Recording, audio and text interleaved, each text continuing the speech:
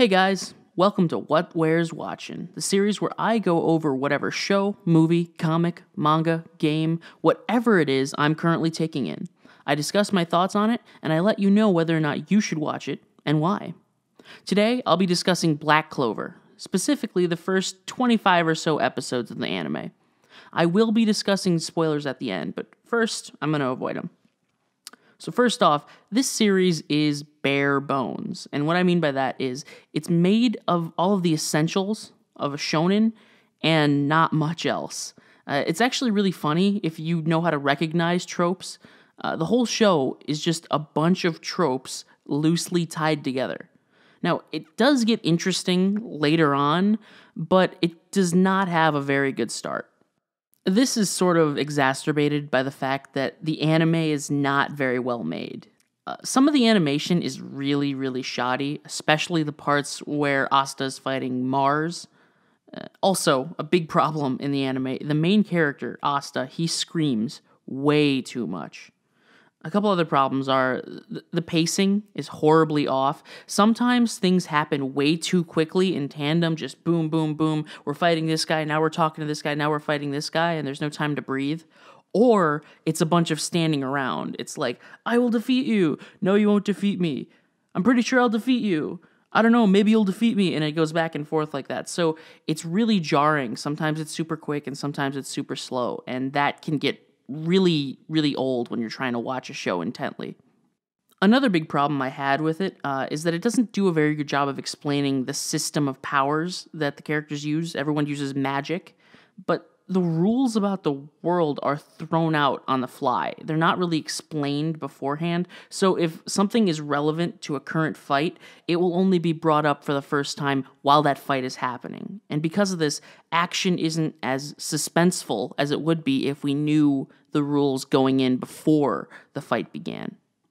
All that being said, one thing this series does do pretty well is the supporting characters.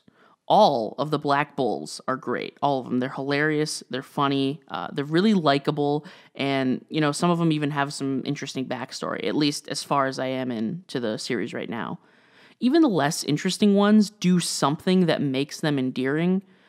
I always thought that Luck was annoying until the dungeon exploration arc, because at that point we get to learn about his backstory, and I get to like him a little bit more, and I think most other people did too. I have to say, Sister Lily, Captain Yami, and Magna, those are my favorites. Those are the standout ones to me. Sadly, Asta and Yuno, who are the main character and the main rival, respectively, they're not particularly interesting. There's nothing going for them that's super unique that you can't find in any other show. Yuno is like a very, very boring Sasuke, and Asta is like this super dumbed down Deku. There's nothing about them that's particularly unique. Now, you still root for Asta when he's fighting, but it's typically because innocent people might get hurt. And it's never really because you like Asta and you want him to win. He can be funny sometimes, though, which is a redeemable quality to him. I like how his powers work, but I'll discuss that later in the spoilers section. I will say that you should probably read Black Clover, but don't watch it. The anime is not made well, but I've looked into the manga a little bit, and it's significantly better. So that would be my recommendation for you. If you're interested, go ahead and try to read it instead. The story does get significantly better once you reach episode 30 or about chapter 40 of the manga, so go ahead and read it if you want to. And now I'm going to go ahead and do spoilers. So if you want to read it, go ahead and click off the video now because I'm going to be discussing stuff that happens in the first 30-ish episodes. Basically up to the end of the Royal Capital arc. So the first arc, it establishes all the characters and, Asta and Yuno's desire to be the Wizard King. It's not a very well-made arc. It screams generic. But the part that most bothered me was how overly simplistic the magic is. There's no explainer on where it came from or how it works. You just have magic, and then one day you get a book that makes you better at magic. And there's also no explainer on where the book comes from or how the books choose people. They're just sort of a fact of the world that we're supposed to accept, and it would be a lot more interesting if they gave us some element of a backstory. Once Asta and Yuno leave Hodge and pass their exams, things pick up a little bit. I like the idea that Asta has anti-magic. I think it's a cool sort of spin on having a main character be a little stand out from the crowd. It's simultaneously really OP in some situations and then also really useless in other situations. So it makes for some interesting fight ideas.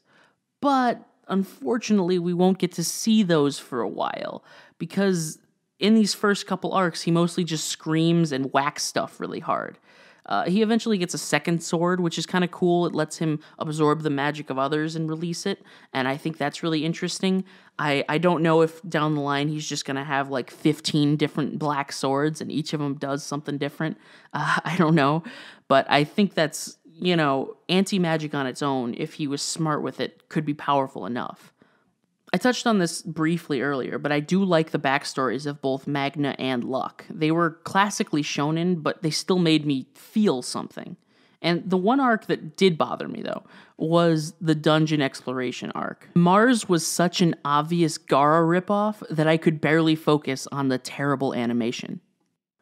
Oh, and I suppose people will debate this, so let me set the record straight. Both Noelle and Mimosa are into Asta. Mimosa is best girl. This is a matter of objective fact. Fight me. Oh, and speaking of Silva versus Vermilion, it was really cool to see these two captains charge up to fight each other. I liked seeing some of the top tiers of this verse square up so early on in the story. It makes me think that we won't have to wait several years before the fights actually evolve and get really good.